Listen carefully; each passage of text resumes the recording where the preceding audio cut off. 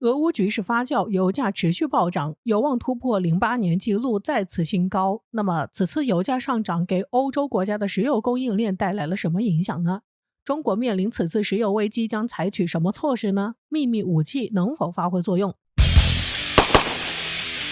？3月8号，美国总统拜登在白宫发表讲话，宣布禁止美国进口俄罗斯的石油、天然气能源。拜登还表示，这个决定是与欧洲盟友协商后做出的决定，其目的是为了减少对俄罗斯能源的依赖。拜登知道这一决定必将会引起国内油价上涨，但却低估了带来的影响。我们知道，当前俄乌局势一直是最近国际舆论讨论的焦点。美国以及一些西方国家对俄罗斯的制裁又再次升级。据报道，美国总统拜登已经正式签署了禁止美国从俄罗斯进口能源的行政令。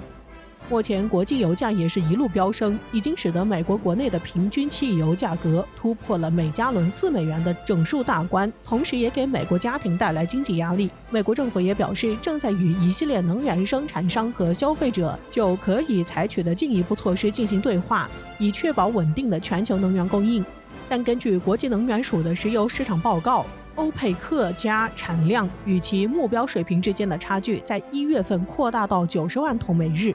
也就是说，欧佩克加除了沙特等极少数主要产油国外，根本就没有扩张产能的潜力，美国同样也无能为力。如果此次被制裁的是中国，那又会如何化解石油供应链的危机呢？秘密武器又是什么？随着科技的发展，石油对人类社会的重要性正在变得越来越高，对中国而言同样也是如此。更何况中国体量这么大，石油的需求也就越大。在中国，石油能源是不能自给自足的，于是就会进口其他国家的石油能源，基本上也都是进口沙特阿拉伯的石油能源。而在运输的海航线上，有一条马六甲海峡一直是由新加坡管辖的，而新加坡又是美国的铁杆盟友，中国的快速发展让美国受到了威胁，于是美国渐渐开始对中国实行制裁，所以很有可能会有一天，美国会禁止中国靠近这个海峡，那么必定会对中国的石油供应链造成巨大的影响。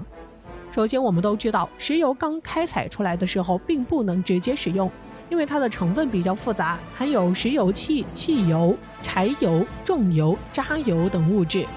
所以石油开采出来后需要经过进一步的提炼。为什么这么多国家进口沙特阿拉伯的石油呢？因为这个国家的原油提纯率高，杂质较少。如果中国真的在这个石油供应链上受到阻碍，那么肯定会选择其他国家的石油能源。刚从油田当中开采出来的石油，往往是粘稠且黑色的液体，需要经过深度的处理之后，才能变成日常生活当中能够见到的汽油或者柴油。那如果新的石油能源的转化率不高，杂质太多怎么办？于是，为了获得更高质量的轻质油以及提高对重油、渣油等物质的利用率，中国自己造了一台大机器。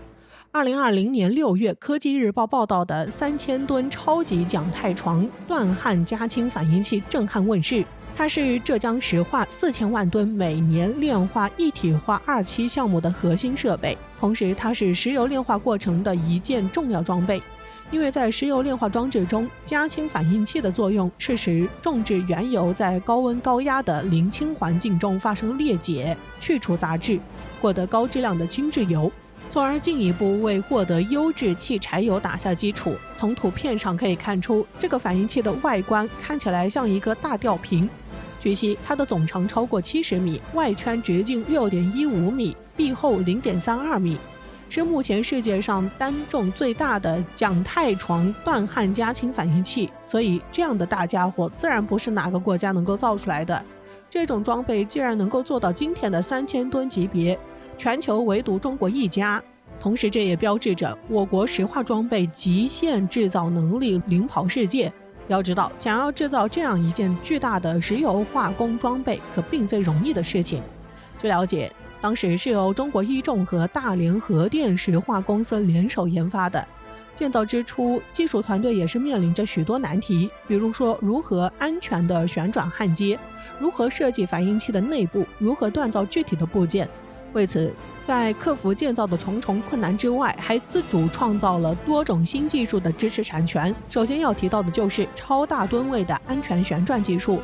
在面对大体型和吨位的反应器，想要安全的旋转焊接，就必须要有更大的托滚托柱。于是，中国一重自主设计了世界上首个3500吨自顶升式数字化托滚，很好的解决了超大吨位的安全旋转问题。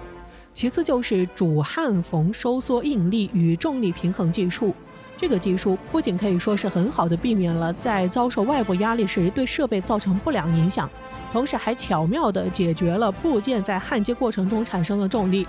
最后是研发出深孔全自动 TIG 焊接。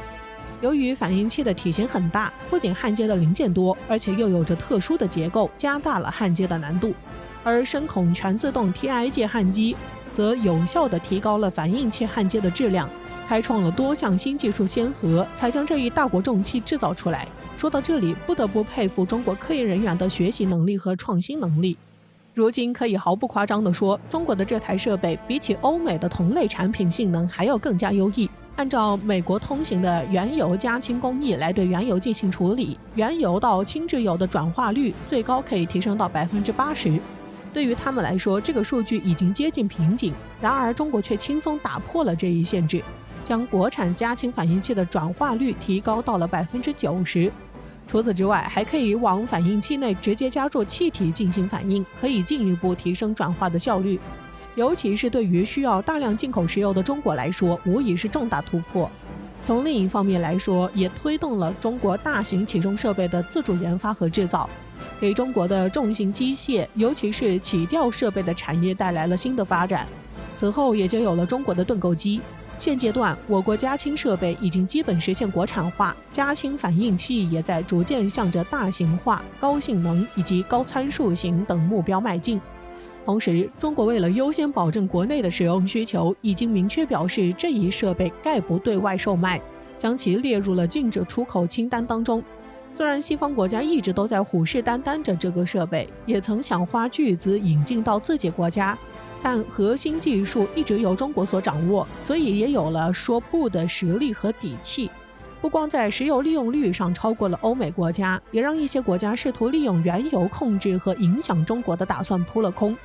回顾中国这20几年来的发展，能够拥有这样的工业制造业的成就和奇迹，一直离不开我国实施的科教兴国战略和人才强国战略，以及国家推动自主创新等决策是息息相关的。我们知道，装备制造业也一直是我国在攻克的难题。想要专项制造业强国，就必须要掌握自主的核心技术。相信在不久的未来，中国制造业一定能实现由大到强的转型升级。